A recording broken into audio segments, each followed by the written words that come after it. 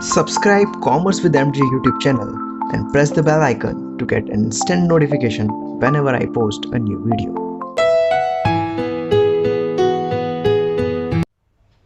Hello students, welcome back to the video. मेरा नाम है मोहित जोशी और आप देख रहे हैं आपका अपना YouTube channel commerce with MJ. आज की वीडियो में स्टूडेंट्स हम प्रोजेक्ट मैनेजमेंट के एक इंपॉर्टेंट टॉपिक को सीखने वाले हैं जिसका नाम है हमारा पर्ट। पर्ट बोले तो प्रोजेक्ट या फिर program evolution and review technique.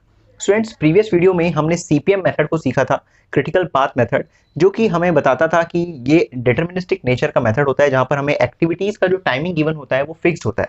लेकिन पर्ट मेथड उसका उल्टा होता है, ये प्रोबेबिलिस्टिक नेचर का मेथड है। यहाँ पर जो एक्टिविटीज का टाइमिंग होता है वो फिक्स नहीं होता, अनसर्टेनिटी यहाँ पर देखने को मिलती है एक एक्टिविटी के कंप्लीशन टाइम में। ओके, तो आइए बात करते हैं इसके नेचर की। तो अगर नेचर की बात करें तो ये प्रोबेबिलिस्टिक नेचर का हमारा मेथड है। ओके, इसके बाद it is useful for analysing project scheduling program problems with uncertain completion times of the activity. तो ये मेथड वहां पर हमारा जनरली यूजफुल होता है जहां पर जो हमारी जो प्रॉब्लम्स हैं वो ऐसी हैं जिनका जो कंप्लीशन टाइम है वो अनसर्टेन है, मतलब हमें पता नहीं कि एक्टिविटी कितने टाइम पर कंप्लीट होगी। तो वहां पर हम पर्ट टेक्निक का यूज करते हैं और यहाँ पर each activity will have 3 time estimate. तो हम यहाँ पर हर एक्टिविटी को 3 टाइम एस्टीमेट उसका निकालते हैं, अलग अलग एक्टिविटीज के 3 अलग अलग एस्टिमेट्स निकालते हैं। तो first is optimistic time, second is most likely time and third is pessimistic time. तो ऑप्टिमिस्टिक टाइम क्या होता है? ये किसी भी एक्टिविटी का शॉर्टेस्ट टाइम बताता है कि कोई एक्टिविटी कितने कम से कम समय में कंप्लीट होगी। उसी के बाद एक होता है हमारा मोस्ट लाइकली टाइम। ये जनरली जो होता है ये एक नॉर्मल टाइम की तरह होता है। ओके, और ये एक्सपेक्टेड टाइम को बताता है कि एक एक्टिविटी का जो एक्सपेक्टेड टाइम है वो कितना है। और लास्ट आता है हमारा पेसिमिस्टिक टाइम। पेसिमिस्टिक टाइम हमारी एक्टिविटी का लॉन्गेस्ट टाइम बताता है कि कितने लॉन्गेस्ट टाइम में, लंबे से लंबे समय में हमारी जो एक्टिविटी होगी वो फिनिश होगी। ओके, तो ये तो हमारा थोड़ा क्या हुआ, बेसिक कंसेप्ट हुआ। इसके बाद अब हम जानेंगे यहाँ पर कि पर्ट टेक्निक के जो न्यूमेरिकल्स होते हैं उनकी किस तरीके से हम सॉल्विंग करते हैं। ओके, तो यहाँ पर हमारे पास एक क्वेश्चन दे रखा है जहाँ पर हमें टाइम एस्टिमेट्स दे रखे हैं वीक्स में for the activity of a PERT network are given below. तो यहाँ पर हमें पर्ट नेटवर्क की एक्टिविटीज को हमें यहाँ पर गिवन है, हमें यहाँ पर पर्ट टेक्निक की मदद से इस क्वेश्चन को सॉल्व करना है। तो देखिए क्या क्वेश्चन में आपको गिवन है, यहाँ पर आपको एक्टिविटीज गिवन है। ओके, इसके बाद आपको टी टीएम एंड टीपी आपको गिवन है। अब ये टीओ क्या होता है? ओ का मतलब है ऑप्टिमिस्टिक और टी का मतलब है टाइम। वैसे एम टीएम का मतलब होता है यहाँ पर most likely time and TP का मतलब यहाँ पर है आपका पेसिमिस्टिक टाइम। तो एक्टिविटीज के अलग अलग टाइम्स आपको गिवन है। आपको यहाँ पर क्या निकालना है? सबसे पहले आपको प्रोजेक्ट नेटवर्क को ड्रॉ करना है। ओके, इसके बाद आपको डिटरमाइन करना है एक्सपेक्टेड प्रोजेक्ट लेंथ, उसी के बाद आपको स्टैंडर्ड डेविएशन वेरिएंस। तो ऐसे बतेरे आपके पास यहाँ पर क्वेश्चंस गिवन है, अभी हम इनको सॉल्व करेंगे। तो देखिए अगर बात करते हैं प्रोजेक्ट नेटवर्क की, तो इस प्रोजेक्ट नेटवर्क किस तरीके से बनाया जाता है इनको हमने प्रीवियस वीडियो में भी अच्छे से सीख रखा है। अगर आपको कोई भी डाउट है तो आप प्रीवियस वीडियो जाके जरूर से चेकआउट कर सकते हैं। तो देखिए यहाँ पर आपके पास एक्टिविटीज है। अब इस एक्टिविटी का हम प्रोजेक्ट नेटवर्क डायग्राम बनाएंगे। तो क्या हमारे पास गिवन है? देखिए यहाँ पर गिवन है एक्टिविटी 1 के बाद हमारी 2 हो रही है, उसी तरीके से एक्टिविटी 1 के बाद 3 हो रही है, फिर हमारी एक्टिविटी 1 के बाद 4 हो रही है। तो हमें पता चल रहा है कि इनिशियल पॉइंट जहाँ से शुरू हो रहा है वहाँ से फर्स्ट एक्टिविटी शुरू हो रही है और उसके बाद second, third and fourth activity देखने को मिल रही है। तो हमारा इनिशियल जो एक्टिविटी होगा एक्टिविटी 1 होगा। ओके, इसके बाद हमारी एक्टिविटी 2 हो रही है एंड देन एक्टिविटी 3 हो रही है एंड देन हमारी एक्टिविटी 4 हो रही है। इसके बाद बोला है 2 के बाद हमारी एक्टिविटी 5 देखने को मिल रही है एंड 3 के बाद भी एक्टिविटी 5 देखने को मिल रही है। तो 2 के बाद भी एक्टिविटी 5 हो रही है एंड 3 के बाद भी एक्टिविटी 5 हो रही है। ओके, इसके बाद बोला है 4 के बाद एक्टिविटी 6 हो रही है एंड 5 के बाद भी एक्टिविटी 6 हो रही है। अब देखिए 4 के बाद एक्टिविटी 6 हो रही है, तो मैं इसको यहाँ ले आता हूँ, और 5 के बाद भी एक्टिविटी कौन सी हो रही है? 6 हो रही है। तो इस तरीके से मैंने इसका प्रोजेक्ट नेटवर्क बना दिया है। ओके, तो हमारा इस तरीके से ए पार्ट कंप्लीट हो गया। ए पार्ट में हमें क्या बोला था कि आपको प्रोजेक्ट नेटवर्क बनाना है। इसके बाद आपको बोला है determine the expected project length. Project की लेंथ कैसे कितनी होने वाली है उसको डिटरमाइन करिए। देखिए प्रोजेक्ट की लेंथ को डिटरमाइन करने के लिए हमें यहाँ पर इस प्रोजेक्ट का टाइम ड्यूरेशन बताना पड़ेगा कि एक्टिविटी 1 से 2 में जाने में कितना टाइम लगा, एक्सपेक्टेड टाइम निकालना पड़ेगा। तो उसके लिए हमें एक टेबल फॉर्म करनी होगी। तो देखिए स्टूडेंट, मैंने यहाँ पर एक टेबल फॉर्म कर रखी है। अब इस टेबल में आप देख सकते हैं यहाँ पर एक्टिविटी गिवन है, यहाँ पर आपको optimistic time, most likely time और पेसिमिस्टिक टाइम का कॉलम है। तो ये तो हमें क्वेश्चन में गिवन ही है, इसको मैं यहाँ नोट कर लूंगा। इसके बाद मैं एक्सपेक्टेड टाइम यहाँ पर कैलकुलेट करूंगा विद हेल्प ऑफ फॉर्मूला। तो सबसे पहले मैं ये जो वैल्यूज हैं इनको यहाँ पर एज इट इज नोट कर लेता हूँ। तो देखिए स्टूडेंट्स, मैंने ये डेटा को यहाँ पर नोट कर लिया है। अब मैं इन डेटा की हेल्प से यहाँ पर एक्सपेक्टेड टाइम को कैलकुलेट करूंगा।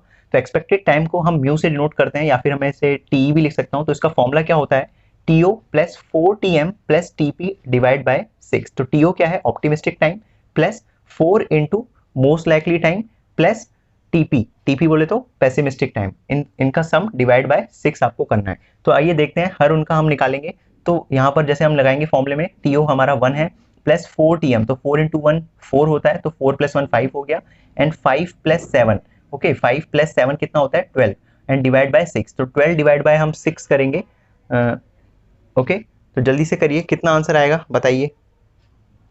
तो ये आपका आएगा 2। इसी तरीके से सेकंड है 1 plus 4 into 4 plus 7 divide by 6। इसको सॉल्व करके आपका 4 आएगा। वैसे है 2 plus 4 into 2 plus 8 divide by 6, ये आपका आएगा 3। वैसे ही आपका है 1 plus 4 into 1 plus 1 divide by 6, ये आपका 1 आएगा। इसके बाद 2 plus 4 into 5 plus 14 divide by 6, ये आपका आएगा 6। ओके, इसके बाद आपका है 2 plus 4 into 5 plus 8 divide by 6, ये आपका आएगा सॉल्व करके 5। देन लास्ट है हमारा 3 प्लस 4 इंटू 6 प्लस आपका 15 डिवाइड बाय 6, तो ये आपका लास्ट हो जाएगा 7। तो इस तरीके से हमने यहाँ पर एक्सपेक्टेड टाइम को कैलकुलेट कर लिया है। उसी तरीके से हम वेरिएंस भी यहाँ पर कैलकुलेट करेंगे, हम आगे हमें इसकी जरूरत पड़ेगी, उसका कॉलम भी हमने बना रखा है। देखिए वेरिएंस को हम स्टैंडर्ड डेविएशन का स्क्वायर कहते हैं। तो इसका जो फॉर्मूला होता है यहाँ पर वो है TP minus TO divide by 6 का होल स्क्वायर।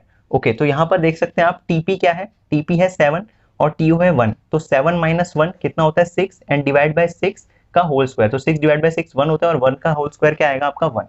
तो इस तरीके से इसका आंसर 1 आ जाएगा। उस तरीके से मैं आपको सारे करने हैं। जैसे सेकंड होगा 7 माइनस 1, ओके डिवाइड बाय 6 का होल स्क्वायर, तो 7 माइनस 1 वही 6 होता है, 6 डिवाइड बाय 6 1 होता है, 1 का होल स्क्वायर फिर 1 आएगा आपका। उसी तरीके से 8 माइनस 2 6 डिवाइड बाय 6, ओके तो 8 माइनस 2 कितना होता है आपका 6, एंड ओके डिवाइड बाय 6 1 हो गया, का होल स्क्वायर आपका कितना हो गया, ये भी आपका 1 हो गया। Then 1 divide by 1 minus 1 0 divide by 6 का होल स्क्वायर, तो ये आपका 0 ही हो जाएगा। Okay then 14 minus 2 divide by 6 का होल स्क्वायर, ये आपका 4 हो जाएगा। उस तरीके से 8 माइनस 2 डिवाइड बाय 6 का होल स्क्वायर, ये 1 आ जाएगा।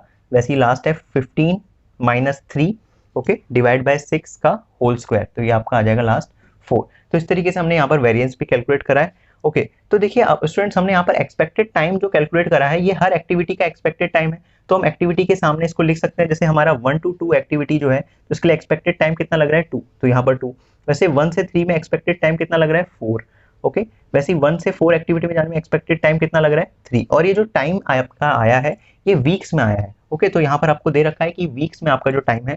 ओके, इसके बाद आपका है 2 से 5 में जाने के लिए 1 वीक आपका लग रहा है।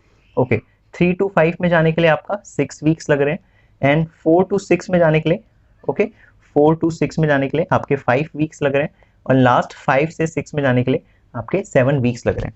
इस तरीके से हमने यहाँ पर एक्सपेक्टेड टाइम निकाल दिया। अब क्वेश्चन ने हमें कहा था कि हमें एक्सपेक्टेड प्रोजेक्ट लेंथ चाहिए। अब देखिए एक्सपेक्टेड प्रोजेक्ट लेंथ निकालने के लिए हमें क्या करना पड़ेगा, यहाँ पर ई और एल की वैल्यूज निकालनी पड़ेगी। प्रीवियस वीडियो में जब हमने सीपीएम मेथड सीखा था, वहां पर ई और एल की वैल्यूज निकालना सीखा था। हमने फॉरवर्ड पाथ मेथड और बैकवर्ड पाथ मेथड की मदद से हम ई और एल की वैल्यूज निकालते थे। तो उसी तरीके से हम इस प्रोजेक्ट नेटवर्क की भी ई और एल की वैल्यूज यहाँ पर कैलकुलेट करेंगे। उस हिसाब से हमें पता लग पाएगा कि कहाँ कहाँ हमारे जो स्लैक्स हैं वो 0 हैं, और क्रिटिकल पाथ को हम फॉर्म कर पाएंगे। तो क्रिटिकल पाथ के मदद से हम यहाँ पर एक्सपेक्टेड प्रोजेक्ट लेंथ अपना बता पाएंगे। तो आइए डिटरमाइन करते हैं यहाँ पर ई एंड एल की वैल्यूज को। तो देखिए स्टूडेंट, सबसे पहले हम E1 से शुरू करते हैं। तो हमें पता है स्टार्टिंग में हमें E1 को 0 लेट करना होता है। अब इसके बाद हम E2 में जाएंगे, तो E2 की वैल्यू हम कैसे निकालेंगे, 0 + 2, तो यहाँ पर आपका 2 आ जाएगा। इसके बाद हम E3 कैलकुलेट करेंगे, E3 तो E3 होगा आपका 0 + 4, तो आपका 4 हो जाएगा। और इसके बाद हम E4 को कैलकुलेट करेंगे अपना, ओके तो E4 की वैल्यू हमारी हो जाएगी 0 + 3, तो ये आपकी हो जाती है 3। इसी तरीके से हम अब इसके बाद E5 को कैलकुलेट करेंगे। E5 कैसे निकलेगा आपका, अब देखिए E5 जो है मर्ज इवेंट है, यहाँ से भी निकाल सकते हैं हम, यहाँ से भी। तो मैक्सिमम वैल्यू जो होगी वो हम लेंगे, तो यहाँ से आएगी तो 2 + 1 3, और यहाँ से आएगी 4 + 6 10, तो 10 मैक्सिमम है, हम 10 वैल्यू को यहाँ पर ले लेंगे। इसके बाद हम E6 को अपने निकालेंगे, तो ये हमारा E6 है, ओके तो E6 ये भी एक मर्ज इवेंट है, तो ये यहाँ से भी निकल सकती है और यहाँ से भी निकल सकती है। तो अगर यहाँ से निकालेंगे तो ये होगी आपकी 3 + 5 8, और यहाँ से निकालेंगे तो 10 + 7 17। तो 17 हमारी मैक्सिमम है, उसको हम सेलेक्ट कर लेंगे। तो इस तरीके से फॉरवर्ड पास कंप्यूटेशन करके हमने ई की वैल्यूज निकाल ली। अब बैकवर्ड पास कंप्यूटेशन करके हम एल की वैल्यू निकाल लेंगे। तो हम एल की वैल्यू निकालेंगे तो यहाँ से शुरू करेंगे L6। तो जब भी हम लास्ट की निकालते हैं तो वो सेम ही होती है, जो हमारी E6 आई है उसके बराबर ही होगी 17। अब इसी तरीके से हम पीछे जाएंगे तो L5 में हम जाएंगे। ओके, तो L5 में 17 - 7 हो जाएगा हमारा 10। ओके, इसके बाद हम L4 निकालेंगे यहाँ पर। तो L4 कैसे निकलेगा, देखिए ये L4 है, तो 10 - 6, 10 - 6 कितना होता है आपका 4 होता है। इसके बाद हम L3 निकाला हमने, सॉरी। ओके, L4 हम यहाँ पर निकालेंगे। तो L4 यहाँ पर निकाल लेते हैं। L4 क्या होगा हमारा 17 - 5। ओके, तो 17 - 5 कितना होता है 12 होता है आपका। इसके बाद हम L3 हमने निकाल दिया है, L2 निकाल लेते हैं यहाँ पर। ओके, तो L2 निकालते समय हम यहाँ पर आएंगे, तो ये है हमारा 10 - 2। ओके, तो सॉरी 10 - 1, यहाँ पर dij की वैल्यू 1 है, तो 10 - 1 ये आपका हो जाएगा 9। इसके बाद हम लास्ट में आएंगे L1 पर। अब देखिए L1 जो है एक मर्ज इवेंट है, यहाँ पर पहुंचने के लिए हम 3 जगह से आ सकते हैं। तो 3 जगह से हम कैलकुलेट करेंगे और जो मिनिमम होगा उसको लेंगे। तो पहला तो है हमारा 9 - 2 जो कि हमारा होता है 7। उसके बाद है हमारा 4 - 4 जो कि होता है 0, और लास्ट है 12 - 3, तो ये भी बड़ा आ जाएगा। तो सबसे लोएस्ट जो है वो 0 है। ओके, तो यहाँ पर हम 0 ले लेंगे। अब इस तरीके से हमने फॉरवर्ड और बैकवर्ड पास कंप्यूटेशन करके ई और एल की वैल्यूज निकाली है। अब हम देखेंगे यहाँ पर कहाँ कहाँ हमारे जो स्लैक्स हैं उनकी वैल्यू 0 आएगी। तो कैसे 0 आती है, जहाँ पर ई और एल की वैल्यूज जो है वो सेम होगी, तो उनका डिफरेंस करके वहाँ अपने आप ही 0 आ जाएगा। जैसे यहाँ पर सेम वैल्यूज हैं, यहाँ पर सेम वैल्यूज हैं, यहाँ पर सेम वैल्यूज हैं, और लास्ट में सेम वैल्यू है। तो हमें पता चल गया है कि ये हमारे क्रिटिकल इवेंट है और ये हमारी क्रिटिकल एक्टिविटीज हो जाएंगी। और इन्हीं क्रिटिकल एक्टिविटीज को जब मैं ज्वाइन कर लूंगा अपने यहाँ से यहाँ तक, तो ये मेरा क्रिटिकल पाथ मेरा एक तरीके से क्रिएट हो जाएगा। ओके स्टूडेंट, तो आपने देखा क्रिटिकल पाथ कहाँ कहाँ से कहाँ तक क्रिएट हुआ, 1 से 3, देन 3 से 5, एंड देन 5 से 6। तो जो भी हमने सेलेक्ट किया इसको हम यहाँ पर सेलेक्ट कर लेते हैं। जैसे 1 से 3 हुआ एक तो हमारा, तो ये 1 से 3, दूसरा हमारा 3 से 5 हुआ, तो ये 3 से 5, और लास्ट हमारा 5 से 6 हुआ, ये हमारा 5 से 6। इस तरीके से हमने यहाँ पर क्रिटिकल पाथ को फॉर्म किया। अब इसी की मदद से जो हमें क्वेश्चन में डिटरमाइन करना था अपना एक्सपेक्टेड प्रोजेक्ट लेंथ, तो वो हमारा निकल जाएगा। तो जो जो हमने सेलेक्ट किया है उन्हीं की एक्सपेक्टेड टाइम को हम लेंगे, आपस में ऐड करेंगे और हमारा एक्सपेक्टेड प्रोजेक्ट लेंथ आ जाएगा। तो यहाँ पर मैं नोट कर लेता हूँ एक्सपेक्टेड प्रोजेक्ट लेंथ। तो एक्सपेक्टेड प्रोजेक्ट लेंथ क्या क्या आया है, देखिए 1 to 3 में 4 है, 4 वीक्स, प्लस 3 to 5 में आपका 6 वीक्स है, एंड प्लस 5 to 6 में आपका 7 वीक्स है। तो आपस में आप इन्हें ऐड करेंगे तो ये आपका आ जाएगा 17 वीक्स। तो ये आपका क्या है, एक्सपेक्टेड प्रोजेक्ट लेंथ टाइम है 17 वीक्स। ओके, इसके बाद देखते हैं स्टूडेंट हमें क्या कैलकुलेट करना है। ये हमारा पार्ट बी था। ओके स्टूडेंट्स, पार्ट ए में हमें प्रोजेक्ट नेटवर्क बनाना था, पार्ट बी में हमें एक्सपेक्टेड प्रोजेक्ट लेंथ कैलकुलेट करना था। पार्ट सी में हमें कह रहा है calculate the standard deviation and variance of the project length. अब यहाँ पर जो प्रोजेक्ट लेंथ आपने निकाला, अब इसी प्रोजेक्ट लेंथ का आपको एक तो स्टैंडर्ड डेविएशन कैलकुलेट करना है, दूसरा आपको वेरिएंस कैलकुलेट करना है। तो आइए करते हैं यहाँ पर। तो देखिए वेरिएंस जो होता है, स्टैंडर्ड डेविएशन का स्क्वायर। अब देखिए हमने कौन कौन से सिलेक्ट किए थे, 1 to 3, तो इसका हमारा वेरिएंस क्या आ जाएगा 1। वैसे 3 के 5 का हमारा 4 है और 5 से 6 का भी 4 है, तो आपस में इनको ऐड कर लेंगे 1 + 4 + 4, तो वेरिएंस हमारा आ जाएगा एक तरीके से 9। ओके, और इसी के बाद हमें स्टैंडर्ड डेविएशन को भी कैलकुलेट करने का बोला है। तो स्टैंडर्ड डेविएशन खाली ये होता है, तो इसका हम अंडर रूट कर लेंगे, तो स्टैंडर्ड डेविएशन आ जाएगा हमारा 3। तो वेरिएंस हमारा 9 आया है। ओके, और स्टैंडर्ड डेविएशन हमारा क्या आया है 3 आया है। ओके, तो इस प्रोजेक्ट लेंथ का। इसके बाद आते हैं हम अपने पार्ट डी में। अब देखिए स्टूडेंट्स, अपने पार्ट डी को सॉल्व करते हैं। तो पार्ट डी हमारा कह रहा है if the project due date is 19 weeks, what is the probability of not meeting the due date. बोला है अगर प्रोजेक्ट का ड्यू डेट 19 वीक्स है, तो बताइए क्या प्रोबेबिलिटी होगी कि प्रोजेक्ट अपने ड्यू डेट को मीट नहीं कर पाएगा। तो पहले तो हम नोट कर लेते हैं हमें क्या गिवन है। तो हमें बोला है कि प्रोजेक्ट की ड्यू डेट कितनी है। देखिए, तो प्रोजेक्ट की ड्यू डेट हमें बोली है 19 वीक्स, और अभी हमने प्रोजेक्ट की एक्सपेक्टेड टाइम को कैलकुलेट किया था, तो उसको भी हम लिख लेते हैं यहाँ पर एक्सपेक्टेड टाइम। हमारा एक्सपेक्टेड टाइम अभी कितना आया था 17 वीक्स आया था। अब यहाँ पर हमें प्रोबेबिलिटी को कैलकुलेट करना है, बताना है कि अगर हमारा प्रोजेक्ट की ड्यू डेट 19 वीक्स है, तो प्रोबेबिलिटी बताइए कि हम ड्यू डेट को नहीं मीट कर पाएंगे। तो अगर मैं ये निकाल दूं कि अगर हम ड्यू डेट को मीट कर पाएंगे तो क्या प्रोबेबिलिटी होगी, अगर मैंने वो निकाल दिया तो 1 माइनस मैं जो प्रोबेबिलिटी मैं निकालूंगा उसको करके नॉट मीटिंग का मेरे पास आ जाएगा। तो अगर मैं ये निकाल दूं कि जो मेरी प्रोबेबिलिटी है वो 19 डेज में पूरी हो जाएगी, इसकी प्रोबेबिलिटी अगर मैं निकाल दूंगा तो नॉट मीटिंग की प्रोबेबिलिटी कैसे होगी, 1 माइनस जो मैंने प्रोबेबिलिटी निकाली उसको करके, तो मैं वही निकाल देता हूँ। तो मेरे को पता है कि प्रोजेक्ट की ड्यू डेट मुझे बताई है 19 वीक्स और एक्सपेक्टेड टाइम मुझे पता है 17 वीक्स। तो मैं पहले प्रोबेबिलिटी निकालता हूँ कि जो मेरी जो एक्टिविटी है वो 19 वीक्स के अंदर अंदर क्या हो जाए, कंप्लीट हो जाए। तो यहाँ पर मैं नॉर्मल डिस्ट्रीब्यूशन के हिसाब से यहाँ पर प्रोबेबिलिटी को कैलकुलेट करूंगा। तो यहाँ पर उसका जो फॉर्मूला होगा वो इस तरीके से मैं कैलकुलेट करूंगा, जो प्रोबेबिलिटी है मेरी यहाँ पर जो x होगा वो लेसर देन इक्वल टू क्या होगा, 19 होगा। तो जो फॉर्मूला होता है हमारा नॉर्मल डिस्ट्रीब्यूशन का वो क्या होता है, x माइनस म्यू अपॉन में स्टैंडर्ड डेविएशन। अब यहाँ पर आपको z की वैल्यू निकालनी है। अब x आपको यहाँ पर गिवन है क्वेश्चन में, जो ड्यू डेट है कितना है 19, ओके, और म्यू की वैल्यू यहाँ पर 17 है, ओके। और स्टैंडर्ड डेविएशन यहाँ पर आपको क्या लेना है, अभी आपने कैलकुलेट किया था 3, वो आप यहाँ पर 3 ले लेंगे, ओके। तो इसको हम सॉल्व करते हैं तो ये आपका हो जाएगा 2 डिवाइड बाय 3, ओके। तो 2 डिवाइड बाय 3 आपका होता है 0.67, ओके। तो अब ये इसकी मदद से हम अपनी प्रोबेबिलिटी निकाल सकते हैं। देखिए अब जेड टेबल में आपको जाना है, अपने स्टैंडर्ड नॉर्मल डिस्ट्रीब्यूशन टेबल में जाना है, आपको यहाँ पर शो हो रही होगी। तो आप देखेंगे 0.67 में क्या वैल्यू आ रही है। तो आप देख सकते हैं यहाँ पर अपने टेबल में कि 0.67 में आपकी जो वैल्यू आ रही है वो आ रही है 0.74857। तो मैं कह सकता हूँ कि जो मेरी प्रोबेबिलिटी आई, इस वैल्यू की जो प्रोबेबिलिटी आई वो कितनी आई, 0.7486 लगभग आई, ओके। तो ये जो प्रोबेबिलिटी थी ये उसकी थी कि मैं ड्यू डेट में अपने प्रोजेक्ट को कंप्लीट कर लूंगा। अब मुझे तो निकालना है कि probability of not meeting the due date, कि मैं ड्यू डेट को मीट नहीं कर पाऊंगा। तो वो प्रोबेबिलिटी कैसे होगी, 1 माइनस पी करके हो जाएगी। तो जो मेरा आंसर आया उसको मैं 1 से माइनस कर दूंगा, 0.7483, और जो फाइनल आंसर मेरा आएगा ये होगा 0.2514। अगर मैं इसको परसेंटेज में लिखना चाहूँ तो मैं इसको कह सकता हूँ 25.14%, ओके। तो ये हमारा सॉल्यूशन होगा।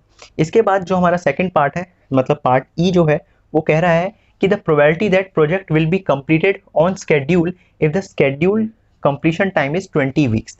तो यहाँ पर इसी सेम तरीके का क्वेश्चन है, यहाँ पर आपको प्रोबेबिलिटी निकालनी है कि जो आपका प्रोजेक्ट कंप्लीट हो जाएगा वो 20 वीक्स के विद इन हो जाएगा, ओके। तो यहाँ पर आपको वही जेड आपको निकालना है एक तरीके से प्रोबेबिलिटी। तो फॉर्मूला वही है x माइनस म्यू अपॉन में स्टैंडर्ड डेविएशन, ओके। तो यहाँ पर x आपको क्या गिवन है, बोल रहा है 20 वीक्स, ओके। और म्यू क्या है, म्यू आपका एक्सपेक्टेड टाइम रहता है हमेशा, एवरेज जो है आपका वो 17 वीक्स है, और स्टैंडर्ड डेविएशन आपको पता ही है आपका 3 है, ओके। तो इसको हम अगर हम सॉल्व करें तो 20 माइनस 17 3 होता है, 3 डिवाइड बाय 3 आपका कितना हो जाएगा, 1 हो जाएगा। तो इस हिसाब से जो आपकी प्रोबेबिलिटी आएगी वो क्या आएगी, आप यहाँ पर आप देख सकते हैं टेबल आपके है स्टैंडर्ड नॉर्मल डिस्ट्रीब्यूशन की। तो आप देखें 1 में आपकी क्या वैल्यू आती है, तो 1 में आपकी जो वैल्यू आती है वो आती है 0.8413, और अगर मैं इसको परसेंटेज में बोलूँ तो ये आपकी हो जाएगी एक तरीके से 84.13%।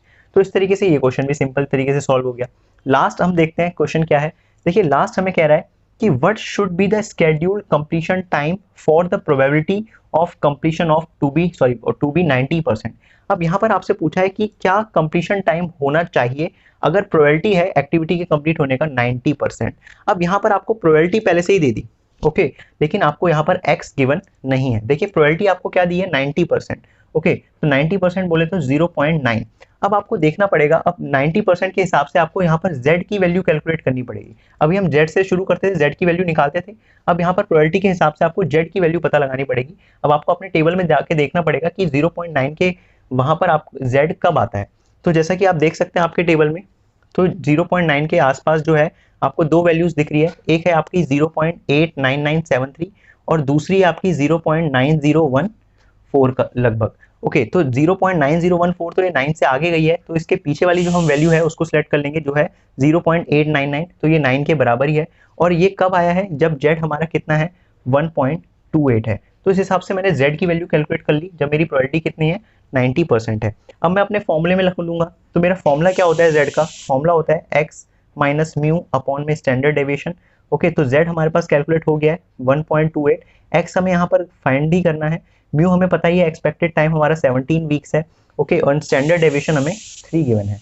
तो इस तरीके से जब आप इस x को सॉल्व कर लेंगे, 3 को यहाँ जाके मल्टीप्लाई कर लेंगे और 17 को यहाँ पर जाके ऐड कर लेंगे, तो आपका आ जाएगा अप्रॉक्सीमेटली 20.84 वीक्स, ओके। तो इस तरीके से ये क्वेश्चन कंप्लीट हो जाएगा। तो ये हमें पता लग जाएगा कि 20.84 वीक्स में हमारा जो है कंप्लीशन टाइम होने वाला है, अगर प्रोबेबिलिटी जो है कंप्लीशन की वो कितनी है, 90% है। ओके स्टूडेंट्स, तो आई होप आपको अच्छे से आज का कंसेप्ट क्लियर हो गया होगा कि किस तरीके से पर टेक्निक को सॉल्व किया जाता है और पर टेक्निक क्या है, कब इसका इस्तेमाल करना है। अगर कोई भी डाउट है, कोई भी सुझाव है, तो आप प्लीज़ नीचे कमेंट करिए। वीडियो पसंद आई है तो लाइक करिए, अगर चैनल को अभी तक सब्सक्राइब नहीं करा है तो जल्दी से सब्सक्राइब करिए। नेक्स्ट वीडियो में मिलेंगे जहां पर हम क्रैशिंग इन प्रोजेक्ट मैनेजमेंट को सीखने वाले हैं, एक इंपॉर्टेंट कंसेप्ट है वो भी। तो आज के लिए इतना ही, गुड बाय, टेक केयर।